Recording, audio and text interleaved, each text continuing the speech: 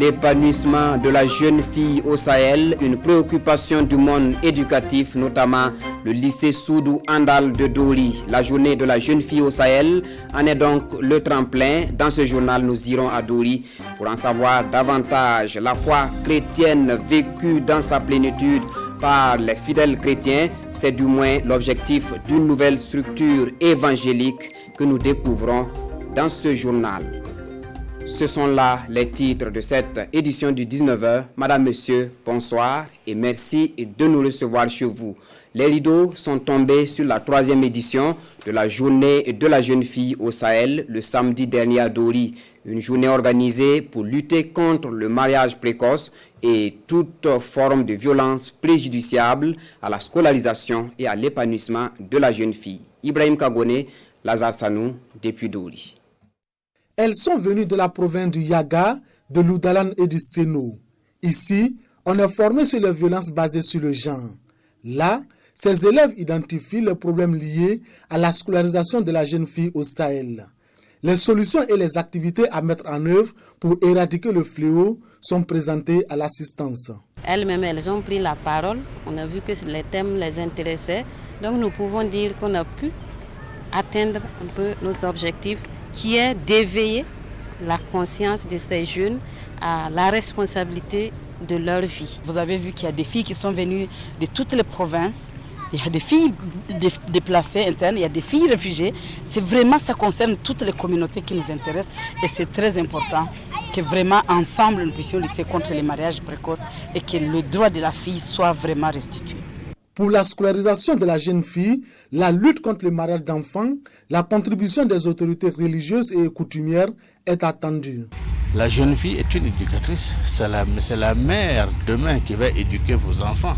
Alors si vous négligez celle-ci, dites-vous que vous négligez votre progéniture et ensuite et ainsi de suite. 5 établissements étaient en compétition dans la catégorie théâtre autour du thème de la scolarisation de la jeune fille. C'est le lycée départemental de Bani qui remporte le premier prix à la clôture de la 3e édition de la journée de la jeune fille au Sahel.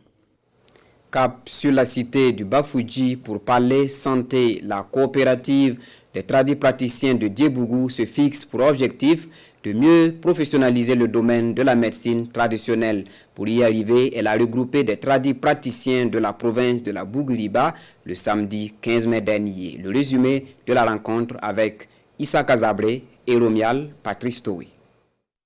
Des spécialistes de la médecine traditionnelle en conclave ici à Diebougou, réunis au sein de la coopérative des tradipraticiens Flatigui, ces tradipraticiens entendent se professionnaliser davantage dans leur domaine, d'où la tenue de cet atelier de formation et d'information. Nous allons prendre appui sur nos anciens qui vont nous former dans le domaine traditionnel. Nous allons aller dans l'administration, ils vont nous former dans le domaine de la combinaison de la médecine conventionnelle à la médecine traditionnelle et nous allons travailler beaucoup avec les services de l'environnement. Les autorités provinciales de Diebougou sont satisfaites des actions de sensibilisation et des prestations des tradipraticiens. Elles invitent ces spécialistes de la médecine traditionnelle à se mettre en association pour une meilleure efficacité de leurs interventions. Nous demandons aujourd'hui à tous les tradipraticiens de s'organiser, soit en association, soit en société coopérative. Ce qui permet de faciliter les tâches de l'administration et qui permet également de faciliter les questions de formation sur le terrain. S'ils sont reconnus, l'administration est à l'aise, tous les services techniques sont à l'aise pour pouvoir donc les accompagner. La coopérative des tradipraticiens Flatigui de Diebougou a été créée depuis 2015. À ce jour, elle compte plus de 150 membres dans toute la province de la Bougriba. Les personnes déplacées internes et les populations hôtes de 3 pays trouveront désormais du réconfort en un projet d'Anida Shift. Avec un budget de plus de 3 milliards de francs CFA, le projet couvre le Niger, le Mali et bien entendu le Burkina Faso. Son lancement est intervenu le mardi 11 mai à Waïguya en présence de Abassé Traoré et Kalim Bichenga. La cause des personnes déplacées internes des communautés d'accueil, c'est l'ordre du jour de cette rencontre de Waïguya. Elles lancent un projet de soutien à leur profit dénommé Danida Shift. Un consortium de 5 organisations l'exécute au Burkina Faso avec à sa tête le Conseil danois pour les réfugiés. Shift, c'est un projet sur 3 pays, sur le Mali, le Burkina Faso et sur le Niger. Le contexte sécuritaire de ces 3 pays, particulièrement dans la zone des 3 frontières, est très compliqué. Et donc l'enjeu de ce projet-là, c'était d'apporter un soutien aux populations déplacées internes et aux populations hautes de ces 3 pays. Parmi les 4 partenaires burkinabés dans la mise en œuvre de Danida Shift, il y a la FDR, Association, Formation, Développement, Ruralité. Le projet intervient dans 4 communes du Burkina, à savoir Djibo dans le Sahel et Wayougia, Titao et Tiou dans la région du Nord. Nous apprécions l'initiative du projet danois pour les réfugiés parce que cette initiative va beaucoup améliorer, ça va beaucoup aider, soulager un tant soit peu ces personnes déplacées. Sur plus d'1 million de déplacés au niveau national, la région du Nord représente environ 9%. Donc le choix aussi de la région, ce n'est pas fortuit. Danida Shift coûte plus de 3 milliards de francs CFA à l'Agence danoise pour le développement, Danida, le partenaire financier. 30 mois, c'est la durée de sa mise en œuvre. La solidarité à l'endroit des déplacés internes et des personnes vulnérables se poursuit. À Gorom Gorom, ils ont bénéficié de quoi se nourrir et initié par l'association Tabital Andal des maîtres coraniques du Sahel et le ministère en charge de l'action humanitaire. Le don a été remis le 11 mai passé et de Dori, retrouvons le commentaire de Pini Djenyanou. Les maîtres coraniques du Sahel réunis au sein de l'association Tabiltal Andal font parler leur cœur à Gorom Gorom. Des vivres, des dattes et du sucre sont distribués aux personnes déplacées internes et vulnérables. Un don acquis auprès de leurs partenaires, dont le ministère en charge de l'action humanitaire. Environ 15 tonnes de vivres sont partagées entre ces personnes déplacées et vulnérables qui expriment leur joie à l'endroit de leurs donateurs. Vraiment, ce don va nous soulager. Ça va nous permettre de joindre les 2 bouts. Je dis merci aux donateurs. Avant, je n'arrive pas à recevoir, à manger 2 repas par jour. Mais maintenant, les dons que je viens de recevoir, ça peut améliorer pour l'instant. La saison hivernale, c'est pour bientôt.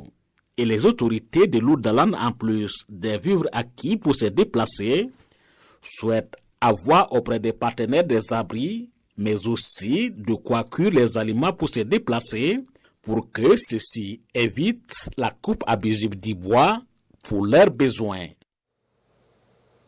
Retour à Ouagadougou et parlons encore solidarité. Le mouvement Side by Side manifeste sa solidarité pour les pensionnaires du centre d'Elwende de Sakoula.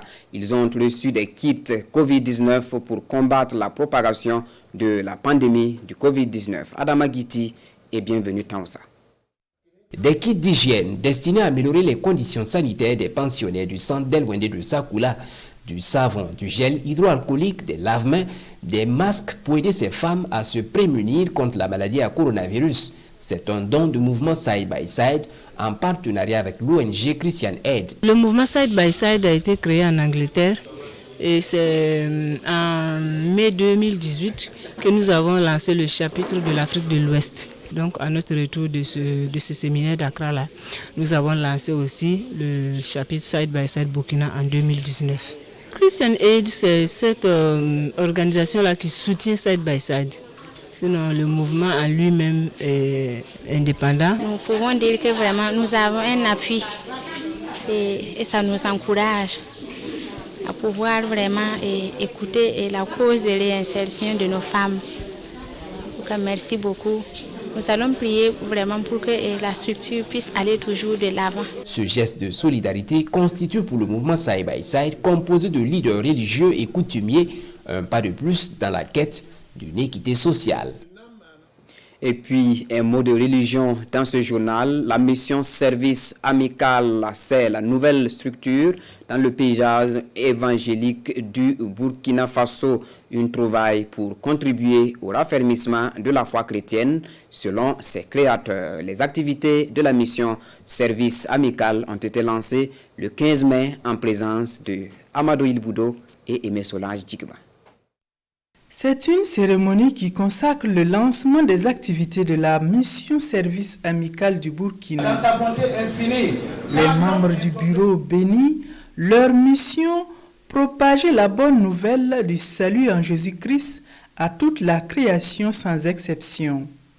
Cette œuvre missionnaire, fondée sur la Bible, vise à redonner espoir aux hommes pour une vie réconciliée avec Dieu. Actuellement, les gens ne se cooptent pas parce que il y a trop de fléaux. Il y a le terrorisme, il y a l'insécurité sanitaire. Mais la mission Service Amical est là pour dire que Dieu vous aime malgré ces fléaux. Et il est la réponse à tous ces fléaux. Et de par ce salut que Dieu donne, il aime aussi intervenir pour aider l'homme à mieux réfléchir pour son avenir. Cette association chrétienne interconfession entend également apporter un soutien aux enfants et aux personnes âgées et contribuer à la croissance spirituelle par la création d'écoles de formation théologique. Quand on voit le mouvement, ça a été créé et d'après leurs choses depuis 1958, donc ça fait 70 ans et ça vient de prendre son envol cette année au Burkina Faso. Je pense que ça va faire un plus encore dans le milieu évangélique pour l'œuvre du Seigneur à travers le pays.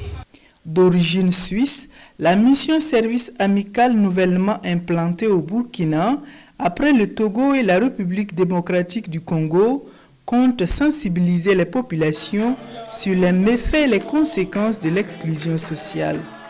Elle intervient aussi dans le domaine humanitaire. Voilà, c'est tout pour ce 19h premier de la semaine. Dans quelques instants, Yutubini Ouattara vous retrouve pour l'édition de 20h. Bonsoir.